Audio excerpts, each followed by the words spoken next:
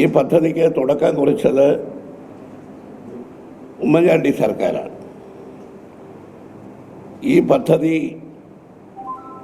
തകർക്കാൻ വേണ്ടി ശ്രമം നടത്തിയവരാണ് ഇന്ന് ഇതിൻ്റെ പിതൃത്വം അവകാശപ്പെട്ടുകൊണ്ട് അവരുടേത് മാത്രമായി വിഴിഞ്ഞം തുറമുഖം എന്നത് LDF സർക്കാരിൻ്റെയും പിണറായിയുടെയും വലിയ ഒരു നേട്ടമായി ഇന്നവർ അവകാശവാദം നടത്തുകയാണ്.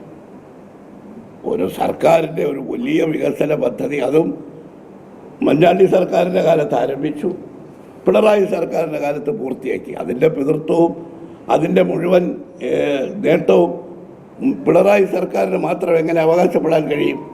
യഥാർത്ഥത്തിൽ വിഴിഞ്ഞം തുറമുഖ പദ്ധതി എന്ന് പറയുന്നത് ഉമ്മൻചാണ്ടിയുടെ ബേബിയാണ്, UDFൻ്റെ ബേബിയാണ്, UDF സർക്കാരിൻ്റെ ബേബിയാണ്. ആ നിലയ്ക്ക് വാസ്തവത്തിൽ ഇന്നത്തെ പരിപാടിയിൽ പ്രതിപക്ഷ നേതാവിനെ മാറ്റി നിർത്തിയത് അങ്ങേയറ്റം പ്രതിഷേധാർഹമാണ്. അതുകൊണ്ട് ഞങ്ങൾ ആവശ്യപ്പെടുകയാണ്, ഇത് തുടക്കം കുറിച്ചത് ഉമ്മൻചാണ്ടി സർക്കാരാണ്. ഇതിന് ഇത്രയധികം അപവാദങ്ങൾ കേട്ടിട്ടും മാറാതെ നിശ്ചയദാർഢ്യത്തോടെ നിന്ന് മുമ്പോട്ട് പോയത് അദ്ദേഹമാണ്.